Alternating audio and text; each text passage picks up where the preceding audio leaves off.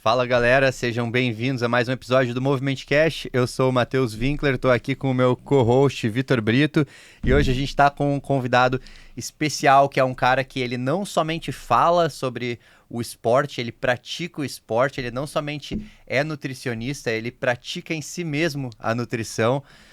Rafael Campagnoli, seja bem-vindo aqui a esse episódio. Ô, Matheus, obrigado pela introdução, pelo convite, Vitor também. É uma honra estar aqui com vocês, conversando sobre esse assunto que me agrada tanto e nos agrada, né? Que é nutrição, bem-estar, saúde, medicina esportiva no caso de vocês. Então, vai ser uma conversa super produtiva. Pô, animal. E pra quem tá escutando aqui, Rafa, e não te conhece ainda, só falando, né, que tu é um cara que atende muito o público do jiu-jitsu, tem até o teu foco, teu nicho é direcionado para os jiu-jiteiros, Sim. Só que também atende vários públicos de vários esportes, até fora do esporte. Trabalha no Esporte Clube Pinheiros, acompanha atletas, inclusive acompanhou agora atletas olímpicos de outras modalidades. Então, é um cara que está realmente vivendo a nutrição esportiva, vivendo da nutrição esportiva e ajudando pessoas a melhorar a sua performance através disso. Eu imagino que nesse contexto tu também muitas vezes é bem mais do que só nutricionista, acaba sendo um psicólogo, um confidente, uma pessoa que dá um apoio, uma palavra moral. Então, pô, legal demais. Não, com certeza, cara. Eu acho que, lógico, sempre respeitando os limites da minha profissão, a gente transita em várias áreas ali durante o atendimento, né? Isso eu percebi que a gente tem que começar a desenvolver até algumas habilidades além daquela habilidade técnica em si em relação à nutrição, por exemplo. Isso eu fui percebendo. E enquanto você estava falando, foi passando até um filme pela minha cabeça, porque quando eu comecei a estudar nutrição, foi justamente pela afinidade que eu tinha com o esporte. Eu sempre pratiquei exercício físico, sempre competi quando praticava esporte, né, basquete, natação, depois o jiu-jitsu. E eu lembro que quando eu comecei a estudar nutrição e me apaixonar pela nutrição, eu tinha um sonho de, cara, eu quero no meu futuro respirar nutrição e exercício. Sabe, eu quero trabalhar com isso, eu quero estudar sobre isso, eu quero passar o dia imerso nesse mundo. E hoje em dia é exatamente isso, né? Olhando pra mim, assim, a gente comentou, até antes de iniciar aqui o podcast, que uma frase que me chamou muita atenção de uma professora de filosofia, que é a Lucilena Galvão, ela citou um filósofo falando que você só ensina verdadeiramente quando você vive aquilo que você ensina. E isso ficou na minha cabeça, cara. Assim, eu não só apresentar, né, o conteúdo técnico sobre nutrição ou recomendações nutricionais sobre nutrição, mas realmente viver na pele aquilo. E foi até o que me motivou a praticar não só exercício físico durante todo esse tempo, mas competir também, para sentir na pele a experiência de passar por tudo aquilo que eu oriento no consultório, né? Todas as etapas de um atleta, seja amador, profissional ou simplesmente aquele praticante de exercício físico.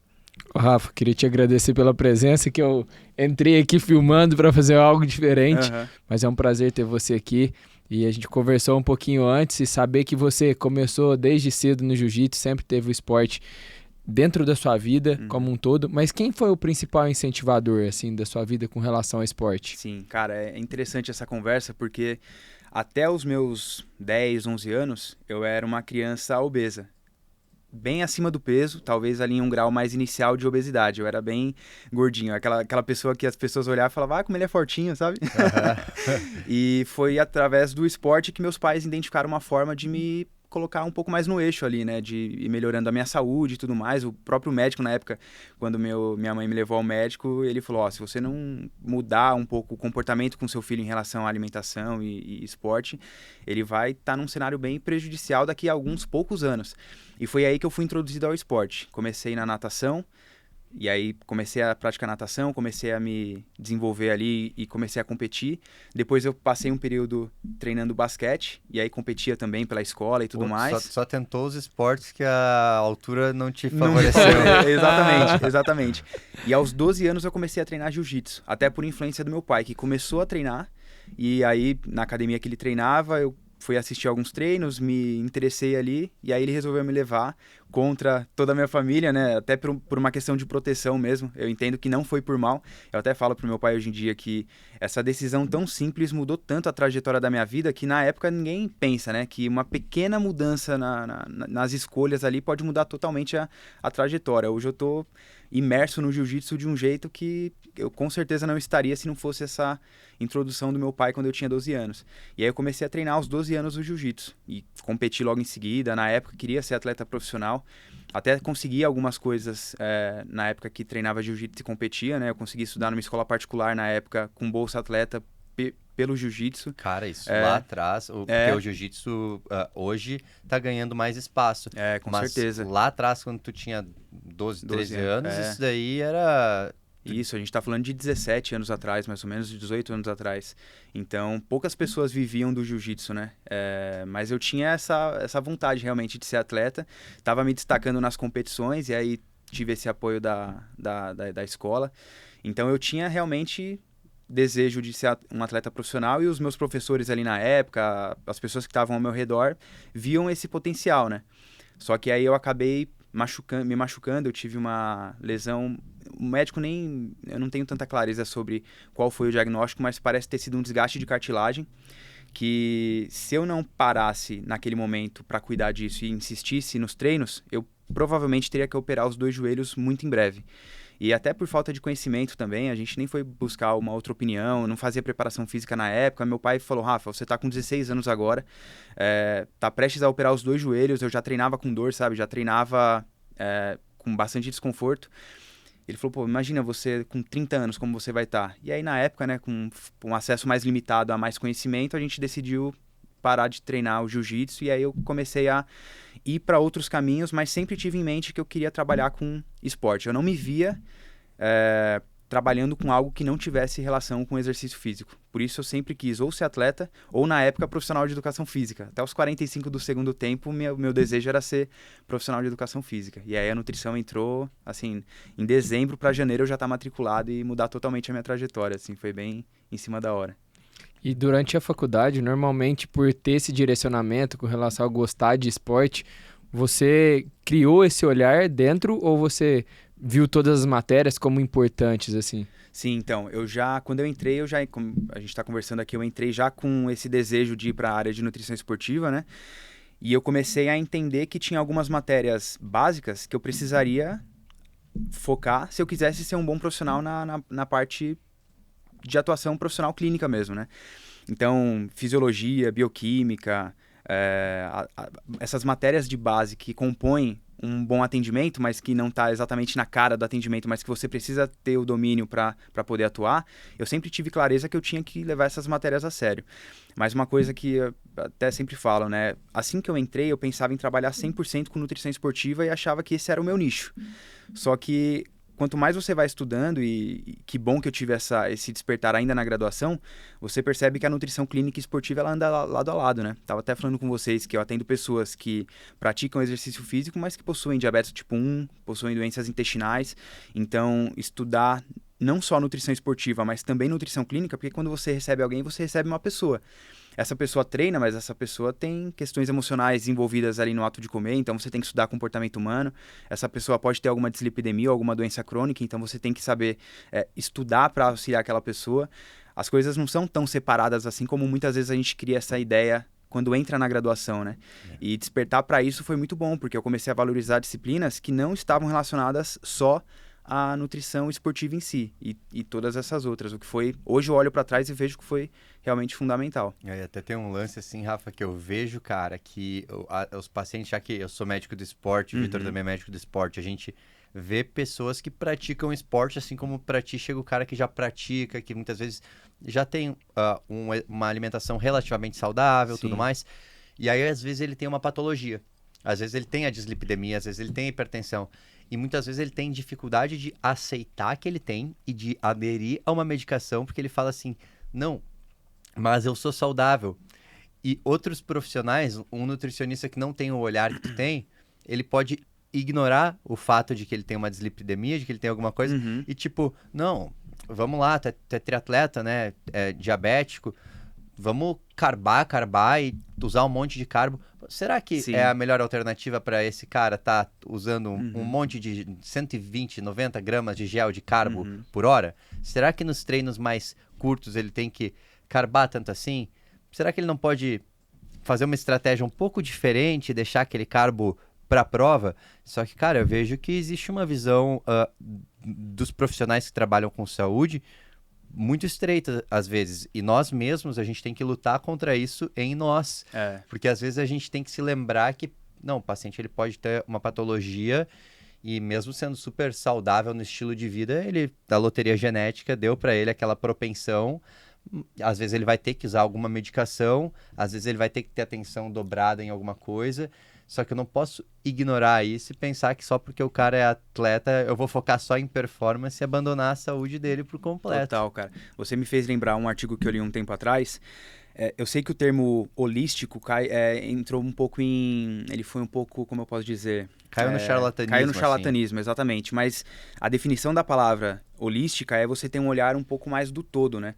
E eu lembro de um artigo muito bacana que representa exatamente isso que a gente está falando aqui. Por exemplo, você tem um olhar mais reducionista de um alimento ou de um nutriente, você olha ali a estrutura química daquele alimento, e ao passo que você vai se distanciando dessa visão mais reducionista e vai trazendo mais um olhar holístico, pensando na definição da palavra, você não olha só para o nutriente em si, mas você começa a olhar para a facilidade do indivíduo em consumir aquele nutriente, para a questão que interfere no consumo daquele nutriente indiretamente, por exemplo, quanto a pessoa tem de capital, até de condição financeira para consumir determinada fonte que você está propondo, o quão prazeroso isso é para aquela pessoa, o quão fácil entra na rotina dela. Então, esse artigo mostrava justamente isso, que o profissional hoje em dia que consegue auxiliar a pessoa da melhor forma, ele tem que ter essa visão um pouco mais holística e entender não só aquele reducionismo do nutriente em si, não, proteína é bom para hipertrofia muscular, então você tem que consumir proteína em tal momento. Não, para você é prático fazer isso? Você gosta dessa fonte? Quais fontes você gosta? Entenda, né, como você pode ajudar aquela pessoa, tirando essa visão totalmente reducionista da coisa. E é exatamente isso, né? Você olhar a pessoa como um todo e não olhar somente para o exercício que ela pratica. Não olhar somente para a diabetes que ela tem. É olhar todas as questões e dentro desse cenário conseguir auxiliar da melhor forma possível, né? E existe hoje em dia, eu acho que alguns termos que são muito importantes, porque na mídia tem se falado muito sobre carbo, proteína. E você está esquecendo carne. A matéria-prima do produto. Então, existem outras coisas relacionadas e acaba gerando isso, distúrbios alimentares relacionados. Então, a pessoa começa a ter uma carbofobia, por exemplo. Ah, não, eu não como isso porque tem carbo. Então, tudo isso é uma justificativa para você se distanciar daquele tipo de alimento. Mas você esquece que tem outros micronutrientes ali, tem não só exclusivamente a quantidade de carboidrato, tem proteína associada àquele alimento. E uma outra coisa legal é o quanto você consegue facilitar para a pessoa. Então, trazer o dia a dia dela para dentro do consultório e falar, deixa eu entender o que você passa, em que horário você está. Não adianta nada eu falar, você tem que comer frango à tarde. Como que ela vai levar? De que maneira que ela vai tirar isso no meio de onde ela está trabalhando? Sim. Então, essas facilidades também ajudam a trazer o paciente para dentro da consulta e fazer com que ela participe e te entregue a resposta, muitas vezes, né?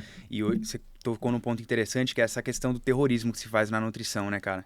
Eu tenho acompanhado um pouco das redes sociais, assim, e até com um pouco de desânimo em algumas coisas, porque você percebe que as pessoas estão reduzindo muito a qualidade de alguma coisa relacionado a, por exemplo, carboidrato. Não tem um meio termo, não tem um equilíbrio, ou é 8 ou 80. Ou o carboidrato é bom, independente da quantidade, do tipo, do momento, ou o carboidrato é o fim de tudo. E uma coisa que eu tenho visto nas redes sociais que eu falo, gente, nunca vou conseguir produzir um conteúdo desse jeito. Porque as pessoas falam assim, para emagrecimento, suco de laranja ou Coca Zero? Coca Zero. Cara, pra mim isso não faz o menor sentido, porque você tá reduzindo o alimento somente ao conteúdo calórico dele, né? E assim, por que não suco de laranja?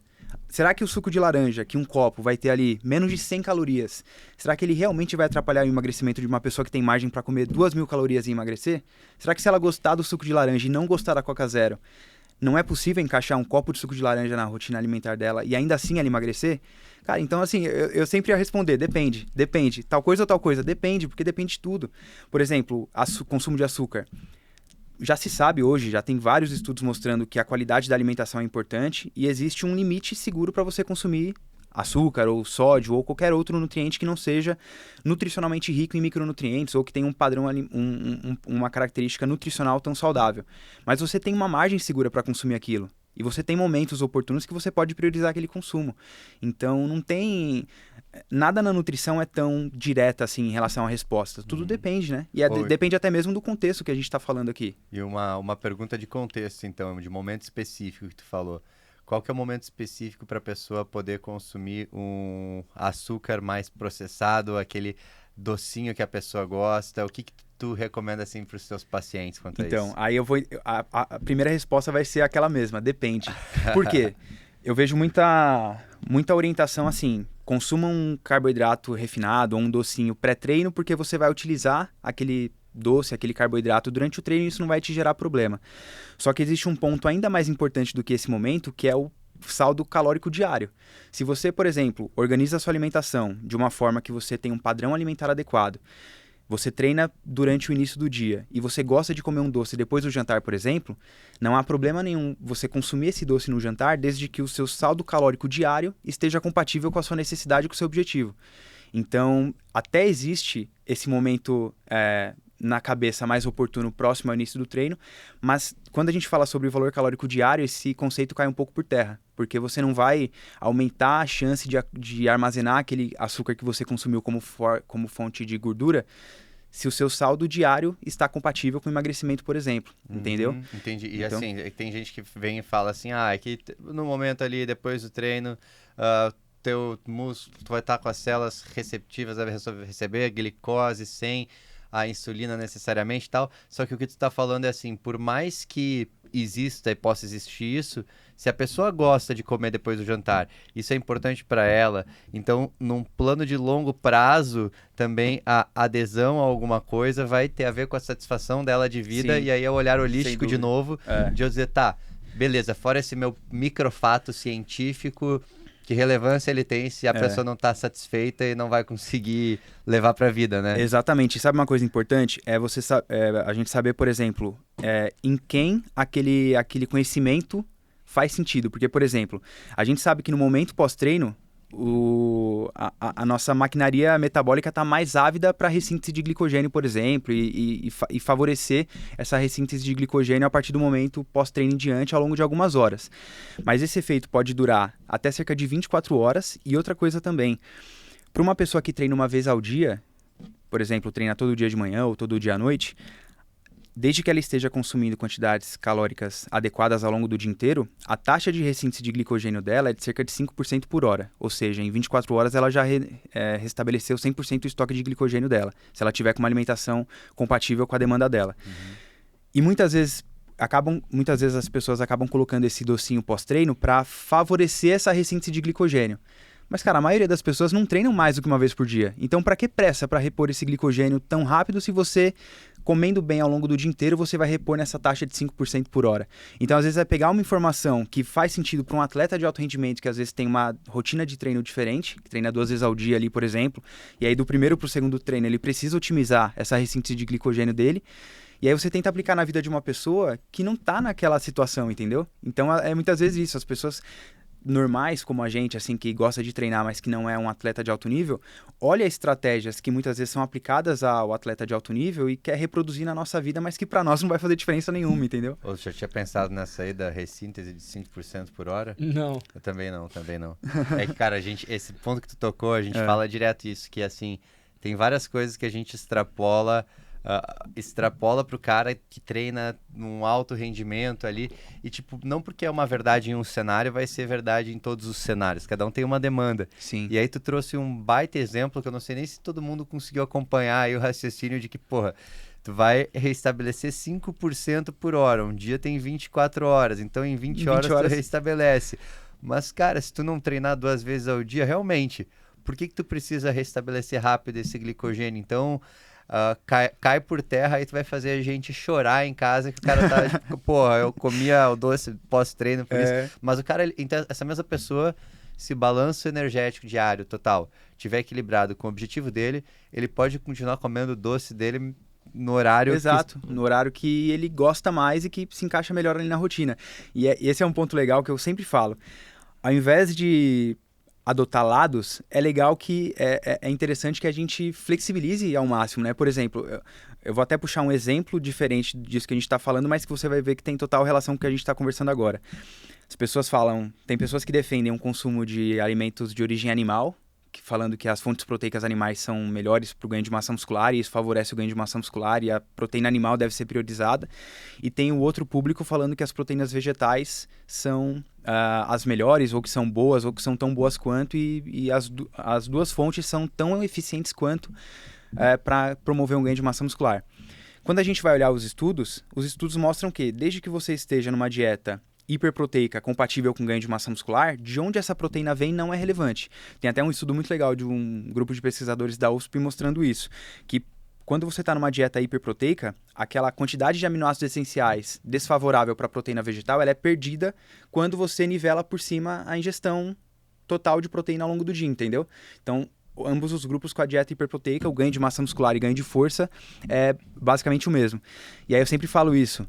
Ao invés do grupo onívoro achar ruim, porque ele queria que a carne proporcionasse um efeito mais eficiente para o ganho de massa muscular, cara, é bom para todo mundo, porque flexibiliza. Se você gosta mais de alimentos de origem animal, você pode continuar consumindo, porque você não vai ter prejuízo.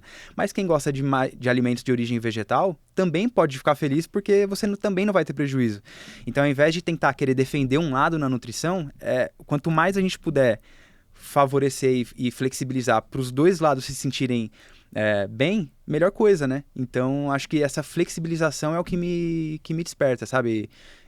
Interesse em fazer ao máximo, não necessariamente torcer para que um esteja melhor do que o outro. Quanto mais estratégias eu tiver que sejam igualmente eficientes, melhor, porque aí eu dou opção para a pessoa. Você gosta mais de comer carne, frango, peixe ou gosta de comer fontes de proteína vegetal? E aí você pode escolher o que mais te agrada, né? Ao invés de escolher um que tenha maior vantagem. Ou até mesmo equilibrar, né? Também, em algum momento, total. no almoço, comer de uma fonte animal e no jantar fonte vegetal. E uma outra coisa que, enquanto você estava falando, eu fiquei pensando a mídia, hoje em dia, ela traz também à tona essas questões. Então, por exemplo, se você for ver um seriado defendendo o consumo maior de proteína vegetal, e aí um outro falando de proteína animal. Então, essas questões fazem com que o público que não entende, que não estuda muito, um público leigo, faça com que existam dois lados.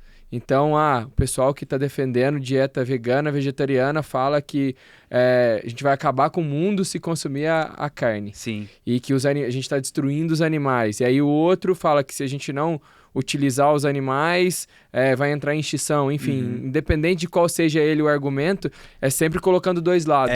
Exato. E assim, o que eu mais percebo é que quando a gente vai para a ciência, cara, a ciência quase nunca adota um lado tão extremo comparado ao outro, né? Quando você vai olhar a ciência em si, a recomendação sempre é mais moderada do que se fala nas mídias, né? Então, nunca é algo tão fechado quanto se prega.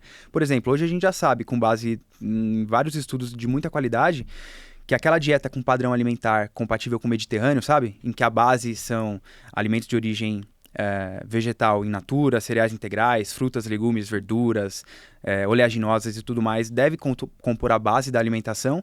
Você tem uma margem para consumir produtos de origem animal, seja lácteos, ovos, carnes, especialmente priorizar as mais magras. Você tem margem para consumir esses itens e esse é o padrão hoje em dia proposto como um modelo mais compatível com saúde de acordo com os principais estudos científicos. Então dá para perceber que para a pessoa onívora tem espaço, para a pessoa vegetariana, ou aquela plant-based, né, que mantém como base da alimentação os alimentos de origem vegetal, tem espaço e não tem algo tão exclusivo, tão excludente assim, né, de você não deve consumir de jeito nenhum isso. Então é sempre mais moderado, é isso que eu tento trazer no consultório, né, mostrar para a pessoa que é muito menos fechado como ela muitas vezes acredita com base nas redes sociais ou na mídia, assim. Cara, trazendo uma questão filosófica aqui, que tem a ver muito com filosofia isso. Se tu pegar os 4 discursos aristotélicos, né, a poética, a retórica, a dialética e a analítica. Quando tu fala de ciência, o método científico, ele está focado em dialética e analítica. E como que isso funciona? A poética, ele não tem que falar um negócio e sustentar o fato, não sei o quê. Um discurso poético, ele simplesmente ele te pega assim, ele pode ser... A arte pode ser o discurso poético, um manifesto poético. Então, às vezes, esse documentário que tu tá falando é o cara ali que toma o leite e daí aparece uma imagem do leite caindo e dentro dele um sinal de perigo, Sim. e tipo, tu já fica assim, caraca, tipo, ainda nada foi dito ali, mas tu já tá vendo assim o negócio poético do negócio, ele já tá entrando na tua mente com uma dramatização daquele negócio e não teve nenhuma argumentação sólida. Só que esse é um tipo de discurso que toca, e se tu for olhar para público geral, o discurso em massa se usa muito da poética e da retórica, que são os dois discursos mais fracos, não que eles sejam menos importantes. O discurso perfeito, ele consegue alinhar todos eles, só que tipo, o mais elevado deles, existe um critério de o que é mais elevado, porque com a poética tu pode expor algo que não é a verdade, e mesmo assim ganhar corações. Com a retórica, através das tuas palavras, tu convence de um fato, mesmo que a tua premissa original não seja verdadeira. E é o que se faz. Então eles pegam a poética e pegam a retórica. Olha só, os animais, eles, sei lá, são produzidos de tal forma e isso é ruim para o sistema e não sei o que, por isso comer planta.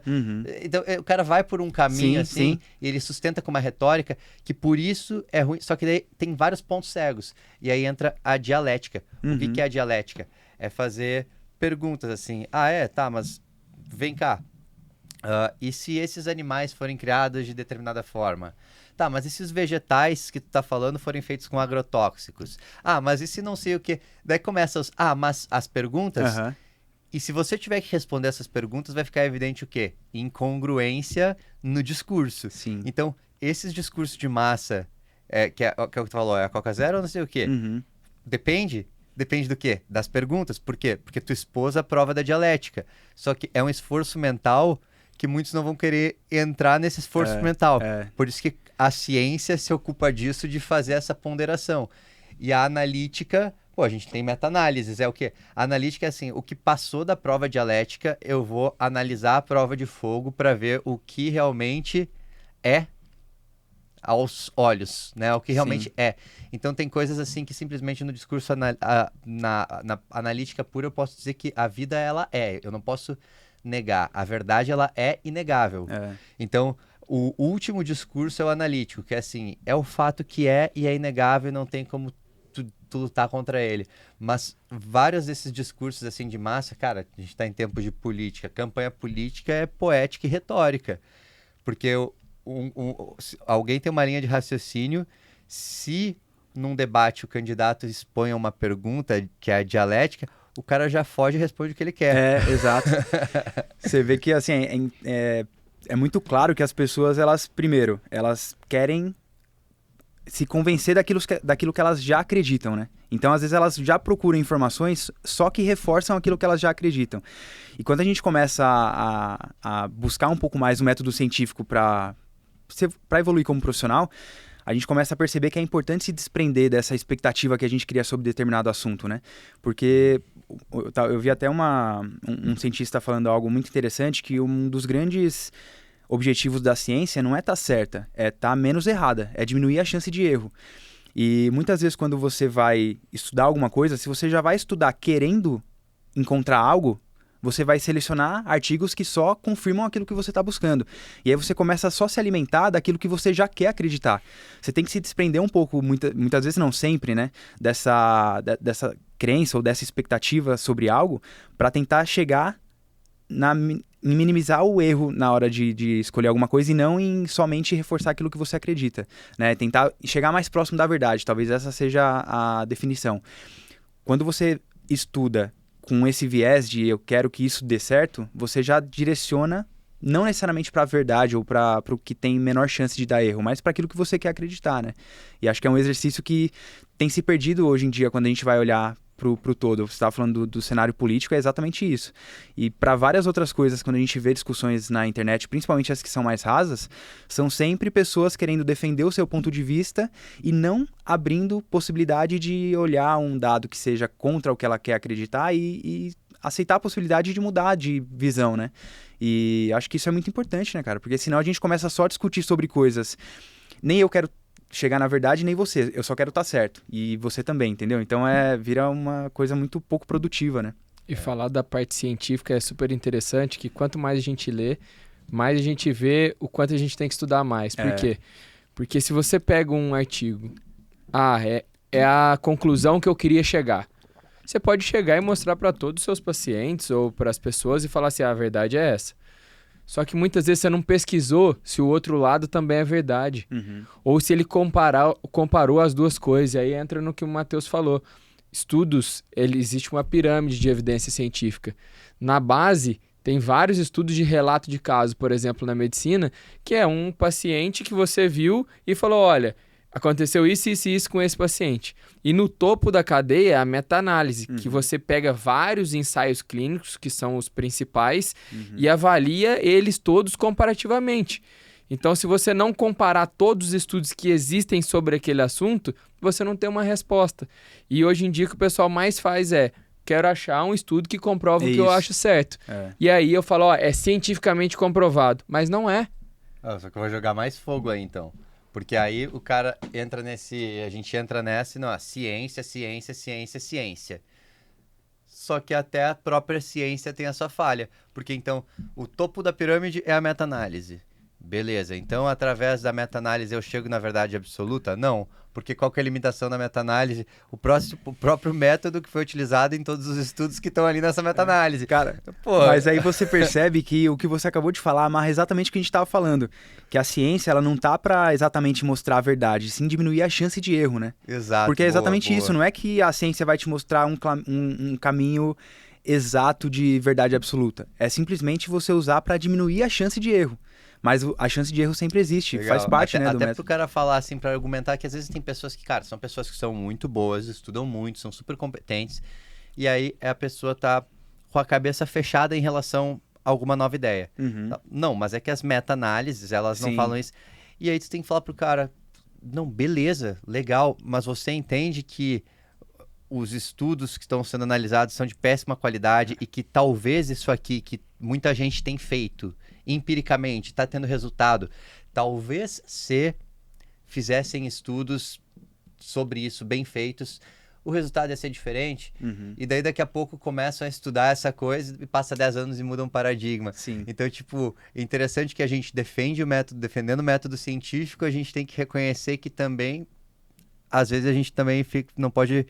A gente se apaixona demais, porque não, é só o que é validado cientificamente. Sim. Pô, antes de ser validado cientificamente, teve alguém que viu empiricamente que dava certo, né? É exatamente isso, assim. É tomar esse cuidado que você falou justamente para não ir do 8 pro 80, né? Porque tem a pessoa que fica totalmente engessado a... Não, aplicação 100% do que esse estudo científico mostrou e não tem aquele olhar mais holístico que a gente estava falando. Mas também não dá para usar esse argumento para ir pro outro extremo e falar, cara, eu vou tirar a conduta da minha cabeça porque nem sempre a ciência está exatamente mostrando a realidade daquele momento. Às vezes é uma limitação de algo que ainda não foi amplamente estudado e o conhecimento que se tem sobre aquilo ainda é limitado a ponto de não ter clareza sobre alguma coisa. Então eu vou dar a orelhada aqui e vou fazer o que eu quiser. Também, né? É o bom senso, né, cara? O bom senso ele tem sempre que estar permeando ali. Tanto é que aquele conceito de conduta baseada em evidências não é exatamente você pegar o que diz num artigo e impor na vida da pessoa. É você saber onde aquela pessoa se encaixa dentro daquelas recomendações. Sempre quando eu vou falar sobre recomendação de macronutriente ou de suplemento alimentar, eu sempre dou esse contraponto. Por exemplo, você tem uma pessoa ali que você recebeu e a demanda de exercício dela em relação a volume e intensidade mostra que ela precisa de X gramas de carboidrato por quilo de peso por dia para atender a demanda dela, que seja 4 gramas de carboidrato por quilo por dia.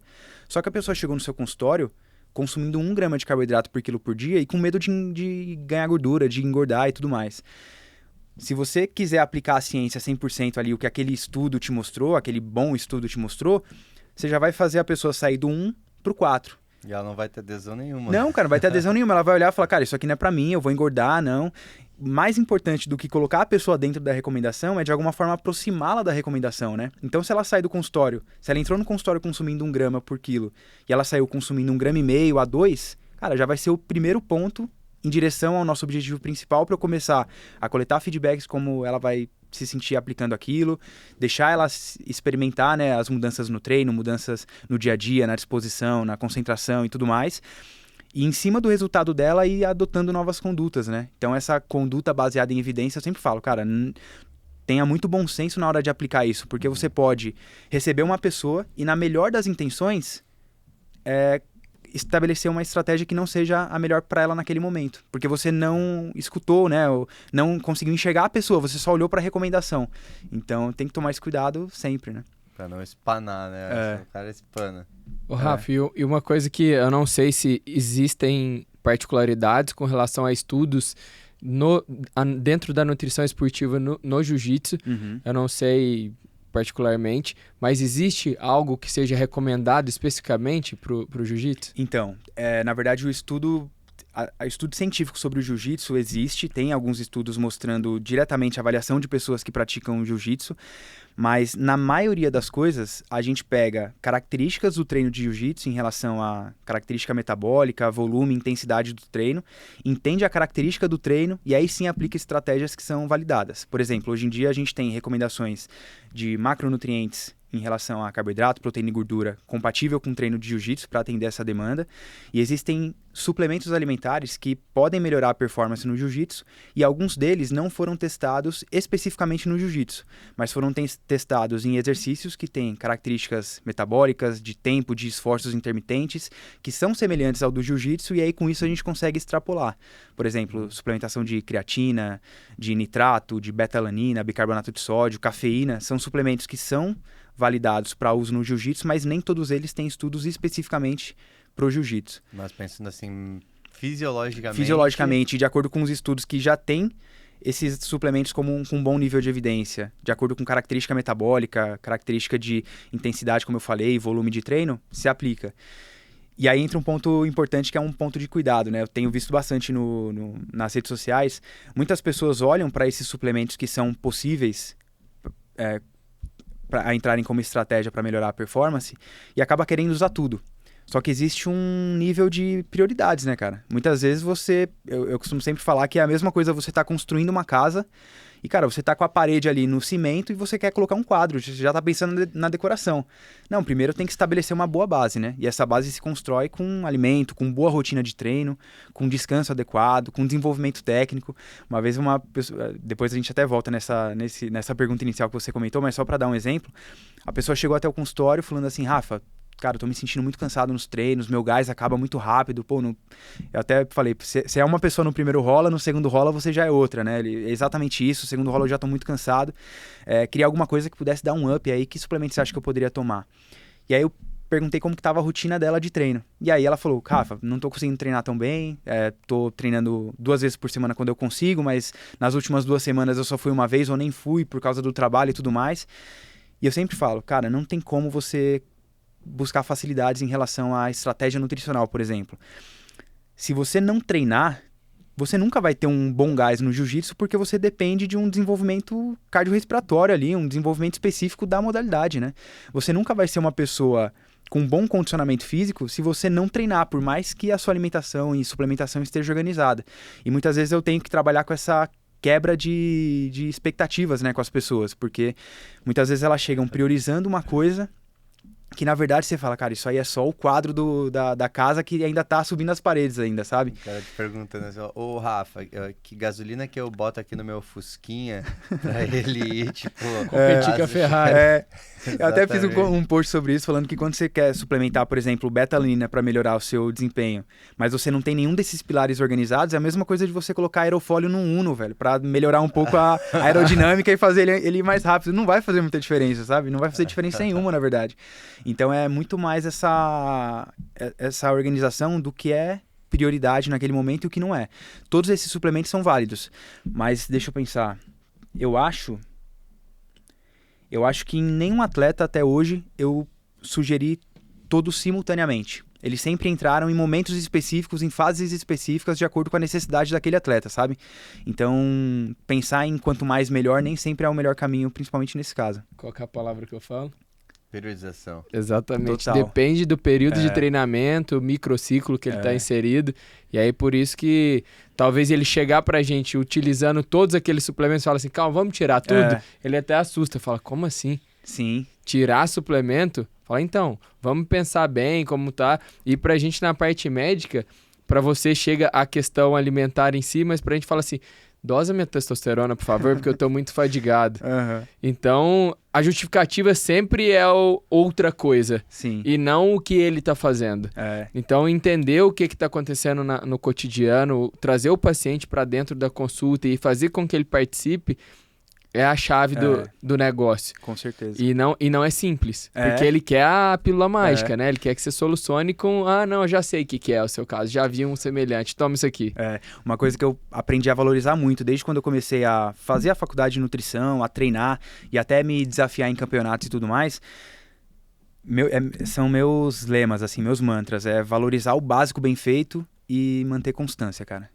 Pra mim, isso aqui é chave pra tudo que... Tanto relacionado a treino, quanto a alimentação, quanto a seu desenvolvimento profissional. Valorizar o básico bem feito, manter a constância vai te permitir chegar muito longe. A vida inteira.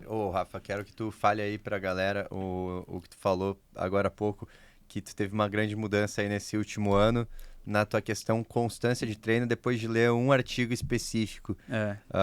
Conta isso aí que eu queria que a câmera estivesse ligada ali atrás quando tu tava falando, que eu achei bastidores, muito massa. Né? Cara, na verdade, assim, eu sempre tive a seguinte visão sobre exercício.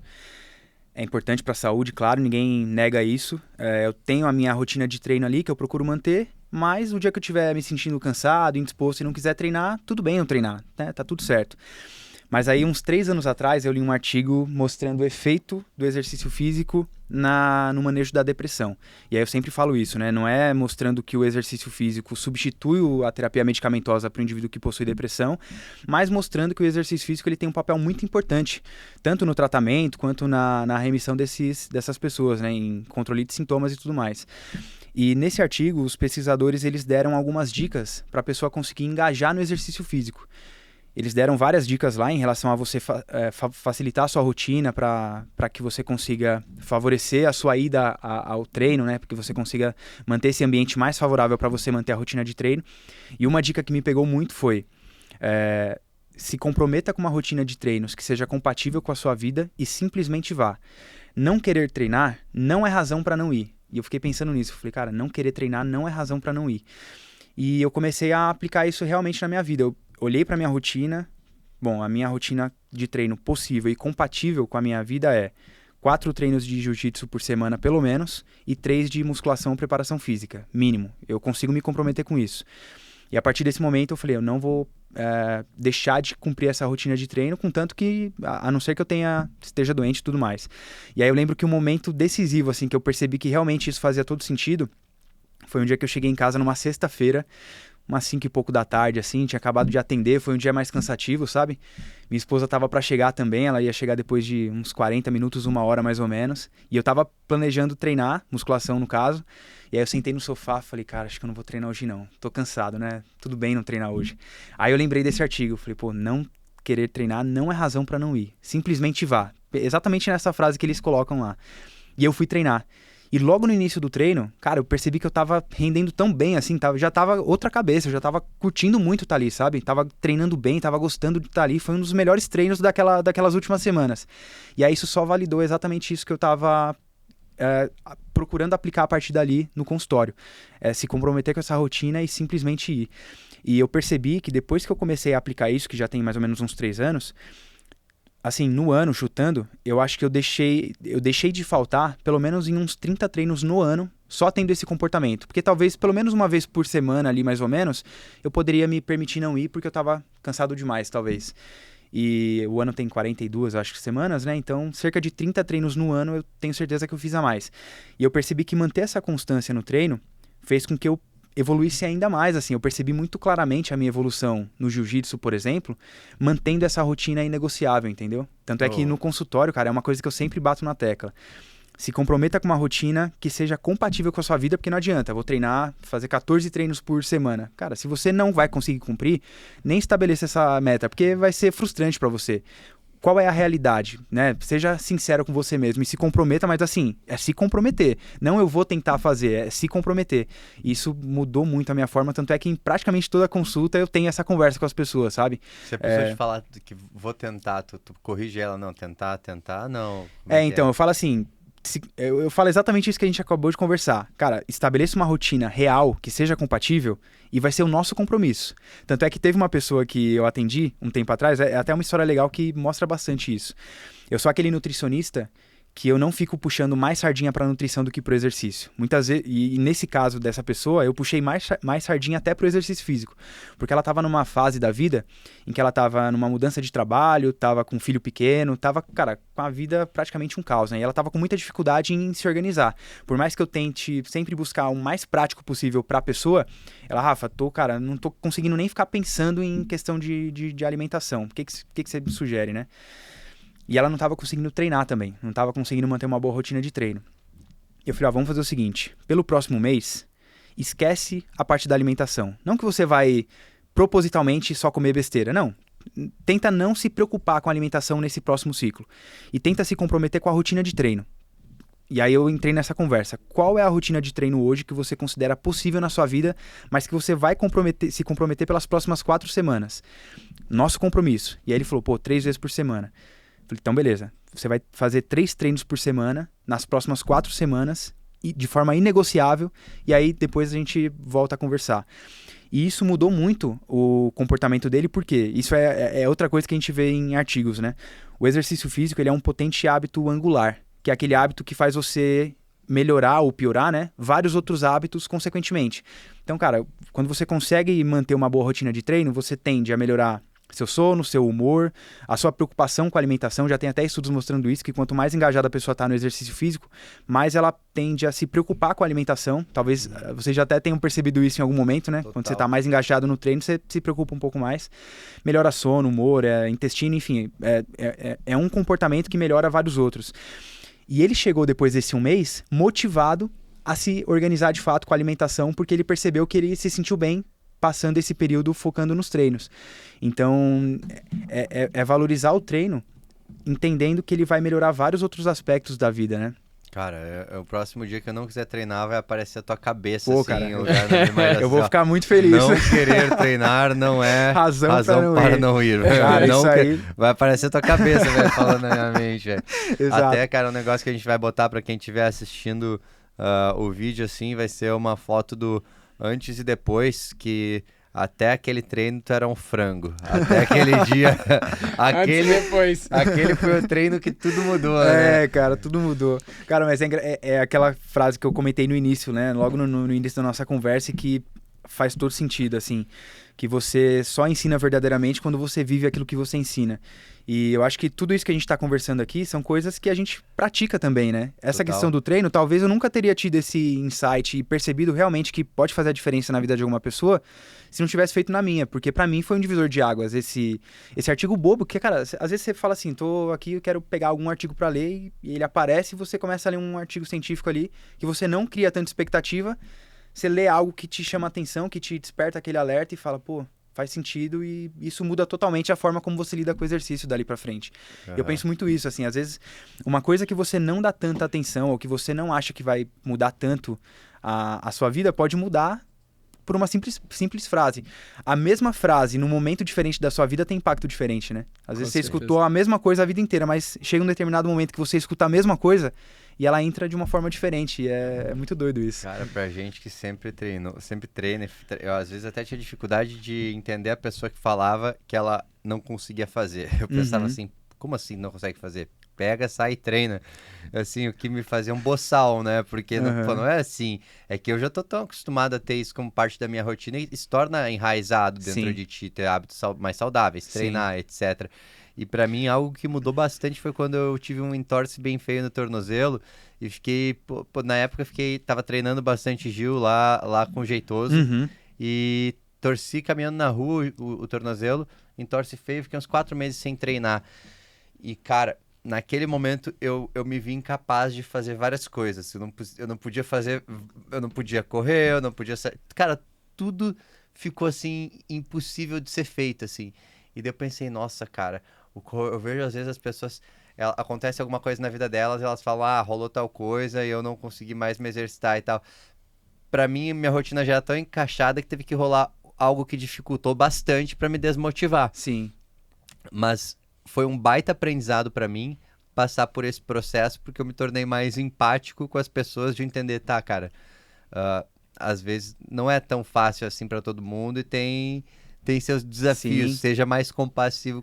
Hoje eu entendo melhor isso, essas dificuldades das pessoas com o treino. Cara, não, e eu acho que isso faz total diferença na nossa boa atuação profissional, né? Eu percebi, logo quando eu saí da faculdade, eu tinha em mente que só o conteúdo técnico é suficiente para você ser um bom profissional. Pô, você quer ser um bom nutricionista, um bom médico, um bom fisioterapeuta, se apegue ao conteúdo técnico e a coisa vai acontecer. Mas não, cara, você tem que desenvolver várias outras habilidades fora do conteúdo técnico em relação à nutrição específica ali, para conseguir auxiliar a pessoa que está na sua frente. E esse olhar empático é algo que faz todo sentido, né? Estudar comportamento humano para toda a área que se relaciona com pessoa é fundamental, cara. Se você tem um bom conhecimento técnico, mas não consegue se conectar com aquela pessoa e mostrar, ou então entender a realidade dela, entender como estruturar um melhor cenário para ela, você não vai conseguir aplicar todo o seu conteúdo técnico ali, né? Então, ter esse olhar empático eu acho que é fundamental. Por isso que quando a pessoa fala que ela consegue treinar 2 vezes por semana, é lógico, eu não tô falando aqui em relação a incentivar o treino, não a prescrição de treino, né? Mas eu falo, pô, é o que você consegue. Por esse momento, nessa fase da sua vida, é o melhor que você pode fazer e tá tudo certo, né? Então, ter esse olhar empático faz todo sentido, assim. E você vivenciar o esporte que a pessoa pratica também é muito importante. Eu acho que isso te aproxima ao esporte que você ama. Total. Que você tá ali todos os dias, que você entende o que a outra pessoa tá falando. Às vezes fala uma gíria do próprio esporte e você entender aproxima completamente essa pessoa. E até, por exemplo, te ver competindo, poxa, eu quero competir também. E eu quero ser bom igual ele. Sim. Então, hoje em dia, dentro de redes sociais, o quanto isso é importante. As pessoas verem que você também é capaz de chegar lá e que você tem derrotas também e como você lida com essas derrotas é super importante. Então, conta pra gente como é que é a sua relação com os atletas que você atende ou as pessoas que praticam o jiu-jitsu e se isso aproxima mesmo e as particularidades do jiu-jitsu. Cara, eu falo que a pessoa que chega no meu consultório, que treina jiu-jitsu, a gente já tem um ponto muito claro de afinidade, assim. Porque a conversa desenrola com muita facilidade, né? A comunidade do jiu-jitsu é uma comunidade muito agregadora, assim. Então, facilmente você cria afinidade com pessoas que treinam jiu-jitsu só pelo fato dela treinar jiu-jitsu. Esse é um ponto muito importante. E até o que me fez olhar com um pouco mais de carinho para essa questão de atender pessoas que treinam jiu-jitsu foi, primeiro, receber pessoas que treinam e perceber essa afinidade, porque eu percebia que a conversa desenrolava muito, muito bem ali, né? E o segundo ponto foi perceber que essas pessoas queriam um profissional que soubesse exatamente a realidade delas, sabe? Então, soubesse o que elas passam na prática, assim, não somente entender as características de volume, intensidade do jiu-jitsu e saber demanda nutricional. Entender exatamente o que ela passa quando ela fala, Rafa, meu primeiro rola eu tô muito bem, mas no segundo eu perco o gás, eu sinto tal coisa, eu falo, pô, eu sei exatamente o que você tá sentindo. E hoje em dia eu costumo falar que eu tô 100% imerso tanto na nutrição esportiva e nutrição como um todo, mas também no jiu-jitsu, né? Porque é algo que eu gosto muito, cara. Eu simplesmente juntei o útil ao agradável, porque eu sempre gostei de nutrição, sempre quis trabalhar com nutrição esportiva, entendendo a questão da ligação com a clínica que a gente comentou no início. E jiu-jitsu é meu hobby, né? Tanto é que chega fim de semana, teve uma época do ADCC ali que eu falei pra minha esposa, cheguei pra ela, falei, putz, esse fim de semana eu vou fazer hora extra no sábado e domingo o dia inteiro, meu. Meio assim, né? Ela, sério, por quê? Eu falei, vai ser o ADCC, né? Vou assistir. Ela, pô, você tá de brincadeira, né? Porque pra mim é meu hobby junto ali. Eu realmente entendi com clareza o que é você realmente trabalhar com aquilo que você ama. Porque eu amo nutrição esportiva. Assim, pensando em grau de satisfação, pô, nutrição esportiva eu já tô fazendo o que eu amo, cara. Nutrição esportiva com foco no jiu-jitsu consegue ser ainda um degrau acima, entendeu?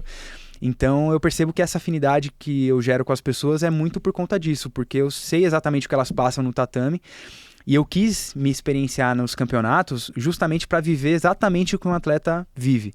Porque quando eu decidi competir, eu quis aplicar todas as estratégias que eu aplicava no consultório quando eu recebia um atleta, de restrição calórica para se aproximar no peso-alvo para o campeonato, estratégias de perda rápida de peso para seja de manipulação de água, manipulação da injeção de fibra ali para promover uma perda de peso na semana do campeonato.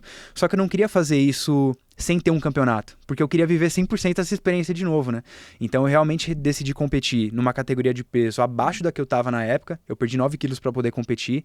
Eu sabia que eu tinha margem para perder esse peso de forma saudável e eu quis viver todos esses processos. E para mim foi muito bacana, assim, porque eu consegui realmente aplicar tudo aquilo que eu aplico no consultório em mim mesmo e de alguma forma validar aquela experiência que eu aplico, se conectar mais vivenciando, até com quem tu se conecta com as pessoas que tu passa essa experiência. Exatamente. Tem uma estratégia que o Rafa tem que é interessante de captação de pacientes no tatame. Eu que treinei com o Rafa. É assim, ele antes do roda ele vai lá, ele toma um suco integral de uva e come uns negocinhos. E aí ele vai lá e te amassa, taca porrada em todo mundo. Daí pergunta, pô, o que tava tomando e tal? Daí ele começa, não, eu sou nutricionista, Qual o segredo? Passa lá no consultório. Não, brincadeira à parte, até teve... Eu participei de um campeonato, um único campeonato, onde a única coisa que deu certo foi bater o peso, e graças ao Rafa, que tu me passou bem direitinho assim, cara, eu tava... com 85, eu acho, eu tinha que estar com 82,300, né? 82,300 de kimono. De kimono. E eu segui direitinho ali a orientação de fazer hiperidratação, tu falou alguns cuidados com fibra e tudo mais. E, pô, cheguei no dia do campeonato com folga, assim... Claro, eu sabia na balança que eu podia comer, né? E daí comi direitinho aquilo. Pô, e deu super certo de chegar, de atingir o peso, assim. Só que, como que é, Rafa, esse lance de, tipo...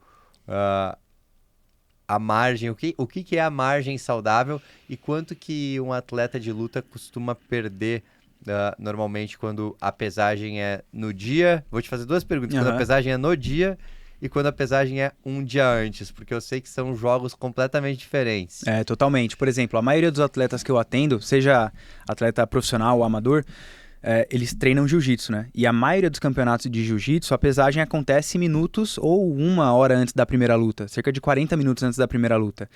Nesse caso, a gente consegue trabalhar com estratégias de perda rápida de peso, mas muito mais limitadas, porque não dá para trabalhar com restrição severa de carboidratos para reduzir estoque de glicogênio, porque você não vai ter um tempo suficiente para recuperar esse glicogênio muscular perdido. 5% hora. 5% hora, exatamente. Você consegue até otimizar um pouco essa velocidade quando você trabalha com carboidratos de rápida digestibilidade pós-treino, mas ainda assim demora algumas horas. Não é questão de minutos ou 1, 2 horas.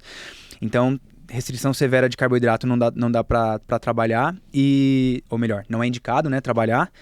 E desidratação também significativa não é recomendado porque você não vai ter tempo suficiente. Nesse caso, qual é o critério que eu costumo utilizar? Tem até alguns posicionamentos de nutrição esportiva que sugerem que uma perda de peso saudável que preserva a sua performance recomenda perda de até 1% da sua massa corporal por semana de forma crônica. Então pensa em um indivíduo que chegou cerca de 4 semanas antes do campeonato para o consultório querendo bater um determinado peso. Se ele tiver até cerca de 7% acima do limite de categoria, claro, depois a gente precisa analisar individualmente para ver o quanto de margem essa pessoa tem para perder gordura corporal também nesse processo, mas até cerca de 7% acima do limite de categoria um mês antes, com um limite ali de 10, é algo que dá para chegar sem prejuízo na performance, na grande maioria das vezes. Porque aí você consegue limitar a perda de até cerca de 1% por semana até a semana do campeonato. E na semana do campeonato, de 5 a 7 dias, esse atleta precisa estar no máximo 3% acima do limite de peso. Porque aí com essas estratégias de perda rápida de peso que não envolve restrição calórica, a gente consegue reduzir até cerca de 3% de massa corporal. Tanto com a estratégia de manipulação de conteúdo de líquidos ingerido, né, com 3 dias de hiperidratação, depois a véspera com restrição de líquidos até a pesagem no dia seguinte, quanto com redução da ingestão de fibras na alimentação, porque aí você reduz o conteúdo intestinal e até mesmo a água presente no intestino ali. E essa estratégia de restrição de fibras pode gerar perda de 1 a 1,5% de massa corporal e a estratégia da hiperidratação cerca de 2%. São duas estratégias que impactam na massa corporal sem envolver restrição calórica. Por isso que são estratégias mais seguras para perda rápida de peso, sem comprometer performance. Porque é algo que eu sempre falo para os atletas, cara. O importante é bater o peso, mas bater o peso e conseguir lutar bem, senão não adianta nada, né? Você bateu o peso, mas tá fraco, não tem força, não tem resistência, perde o gás completamente, não adianta nada. Então eu costumo usar esses critérios para pesagem minutos antes da primeira luta, por exemplo. Só que aí tem um detalhe só, que acho que daí entra na segunda resposta que tu vai trazer da segunda parte do cara que é o pesa um dia antes, que o pessoal, ele, fora esse cenário do jiu-jitsu, essa regra ela já impõe algo mais saudável. Sim. Que a pessoa ela é obrigada, ela é obrigada a lutar, então ela não pode estar perder tanto, tá quebrada. Mas o que o pessoal quer se pesar e ganhar o máximo possível de peso para estar mais pesado que o oponente, porque você tem uma vantagem clara, assim, Sim. né? E nessa situação que acontece no UFC, no boxe, acontece também, aí como que são essas abordagens severas e aí o que a galera faz para tentar recuperar? Porque eu já vi de gente que recupera, tipo, 20 pounds, é o quê? 20 pounds é... cerca de 10 quilos, né? Quase 10 quilos, mais ou menos. De um dia pro outro, assim, é bizarro. É bizarro, cara. Porque quando você vai para uma competição, com essa característica que eu comentei, para uma competição que a pesagem é pelo menos 24 horas antes, porque eventos do UFC, por exemplo, é até mais, né? Mais do que 24 horas antes. Aí você consegue adicionar uma restrição de conteúdo de glicogênio muscular, com uma restrição mais severa de carboidratos dias antes da pesagem, e aí você adiciona desidratação, né? Tanto ativa quanto passiva, que as pessoas fazem banheira, sauna, ou então exercício físico com roupa de plástico para estimular mais a sudorese. E aí existem algumas recomendações, só que, por exemplo, hoje em dia eu não atendo nenhum atleta de MMA, mas eu gosto muito de ver o que as pessoas fazem, né? E alguns atletas do UFC, por exemplo, o Poatan, ele, conhece, né, o Alex Poatan? Pô, lutou até esse fim de semana. Ele fez alguns documentários mostrando exatamente o processo de desidratação dele. E eu vi que em uma das situações, quando ele batia peso médio ainda, 12 horas antes da pesagem, ele estava com cerca de 10% acima do limite de categoria. Ou seja, ele tinha mais ou menos 8 quilos para perder em 12 horas, pelo que ele apresentou ali no documentário dele. Uma espécie de documentário, né? Aquele vlog ali.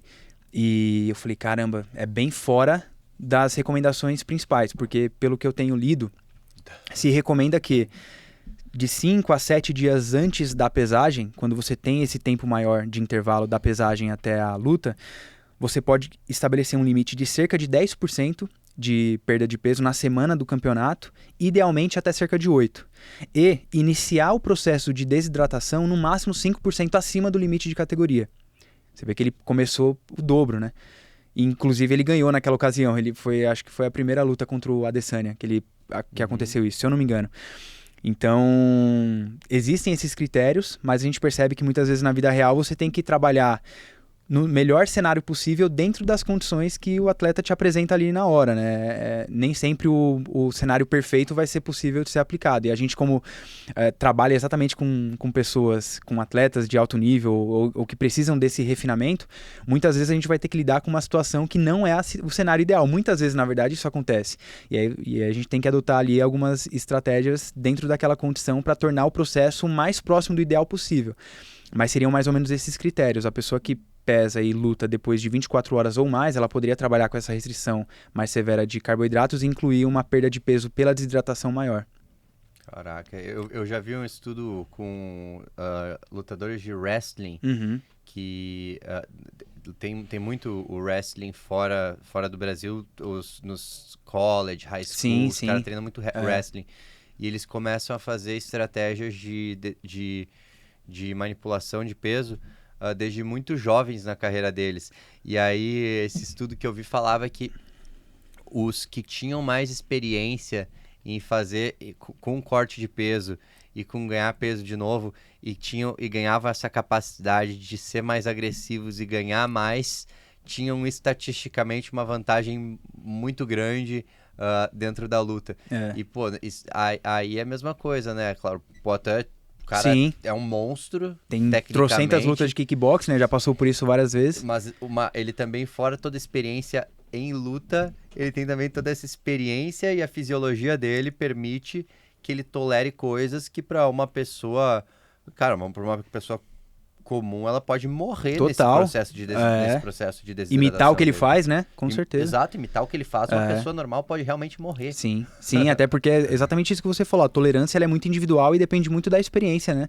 Que a pessoa tem ali. Uma coisa que o judô faz que eu acho legal, que poderia ser até um cenário próximo do ideal ali para tentar tornar um pouco mais segura essa questão, é limitar o reganho de peso até o dia da luta, até a hora da luta. Por exemplo, o judô permite você pesar, a pesagem é um dia antes, né, da luta, mas no dia da luta você se pesa de novo e você pode estar no máximo 5% acima do seu peso da pesagem. Então isso de alguma forma limita a agressividade das estratégias, né? É uma... Talvez seja mais justo, né? Sim. Porque você não deixa com que faça muitas restrições antes e também compensações depois. É, com certeza.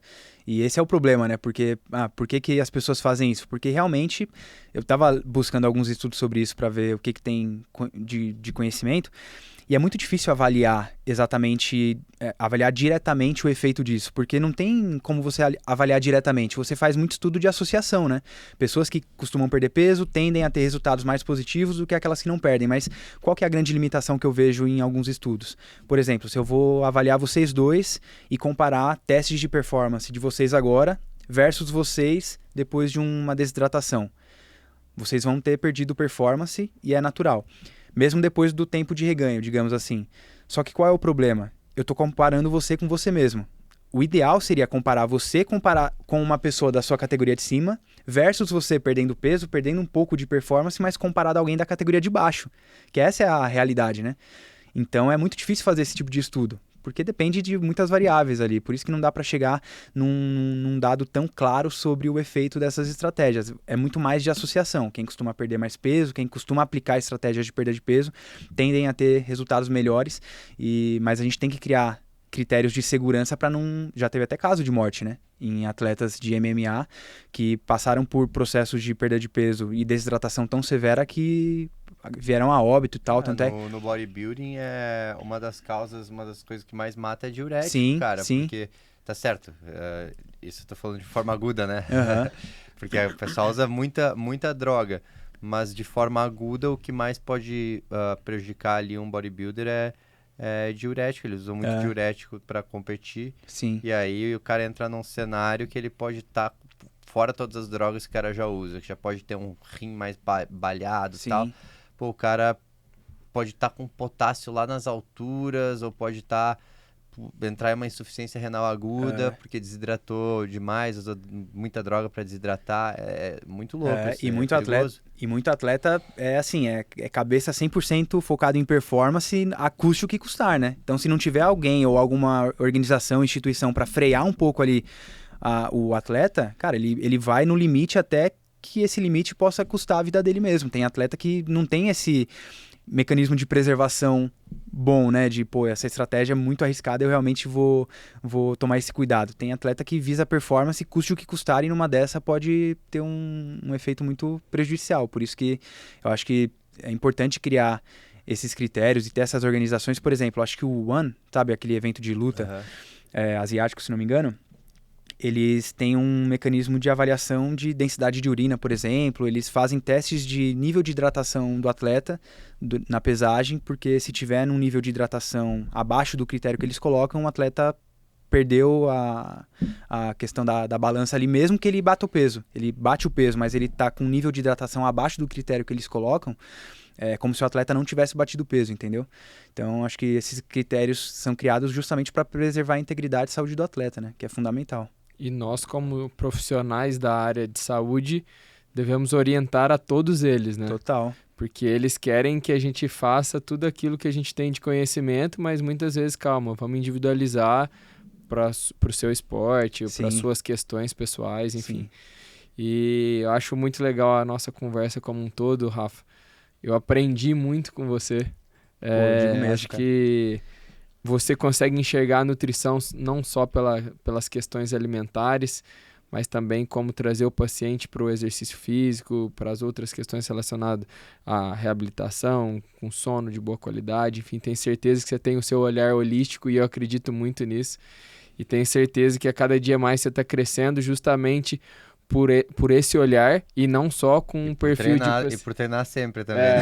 Continuar crescendo mais. Manter, né, a rotininha boa ali. E não só pelos pacientes seu do jiu-jitsu. Igual a gente comentou que alguns pacientes chegam através do jiu-jitsu, mas encaminham o pai, a mãe, o filho. Sim. E eu acho que isso aproxima, né, o esporte específico, mas com certeza conhecem o profissional e a capacidade que você tem. Então, antes de mais nada, queria te agradecer muito pela presença, por tudo que a gente conversou aqui. Foi um prazer imenso. Espero que você volte outras vezes aqui pra gente trocar mais ideias. Cara, e antes desse clima de finalização aí, quem é jiu-jiteiro e tá escutando, ossa! Osso é... rapaziada, osso. Teve uma época que eu queria até uma mania de falar osso praticamente no final de tudo, cara. Mesmo quando não tava com o pessoal do jiu-jitsu, assim, era quase um obrigado, sabe? O osso era sempre... Quando eu servi o exército, os cadetes lá, eles falavam qualquer coisa era Brasil. Tô indo lá, Brasil. O Brasil era, né, também. Era o osso, né, do exército. Cara, antes de tudo aí, quem curtiu o episódio, enviar pro amigo jiu-jiteiro, por favor. Com pro certeza. Amigo de qualquer esporte.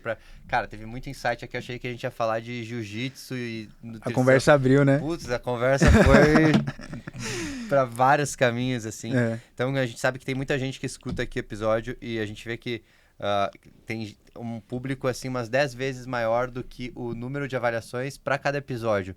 Então, para quem está escutando aquela avaliação 5 estrelas, eu queria também te agradecer demais, Rafa, mas te falar, para te dizer aí quais são as tuas mídias sociais, aonde que o pessoal pode te encontrar, conta um pouquinho mais disso aí. Bom, então, Vitor, Matheus, obrigado demais pelo convite, foi um prazer bater esse papo aqui com vocês. Super produtivo para mim, espero que tenha sido produtivo para vocês e quem esteja assistindo também. Realmente foi muito bom e contem comigo aí para uma próxima. No Instagram eu tô como Rafael, R-A-P-H-A-E-L, né? Rafael com PH Campagnoli. No TikTok também, eu acabo mais reproduzindo os conteúdos do Instagram no TikTok do que gerando conteúdos diferentes, então é basicamente conteúdos parecidos ali. YouTube também tá nesse mesmo perfil, mas também reproduzindo os conteúdos, então é basicamente os mesmos conteúdos nessas diferentes mídias. E, vai ser um prazer receber quem tiver dúvida aí sobre nutrição esportiva, seja aplicada ao jiu-jitsu ou outros esportes. Como eu falei no início, o jiu-jitsu acabou sendo uma desculpa pra gente falar de nutrição focada num nicho específico, mas a gente ama esporte, né, cara? Então vai ser um prazer receber as pessoas ali que quiserem bater um papo, trocar uma ideia e obrigado demais. Massa demais. Vai estar aí embaixo, pessoal, na descrição desse episódio, o Instagram do Rafa e também vai estar aqui embaixo a página da Ultrassonografia no Esporte, que é o nosso apoiador oficial aqui do podcast, um curso de ultrassom músculo-esquelético voltado para o esporte, voltado para intervenção, um curso de 1 ano de duração com pacientes reais, um encontro mensal. Então cliquem ali embaixo também para saber. E a gente vê vocês aí no próximo episódio. Valeu, galera. Tchau.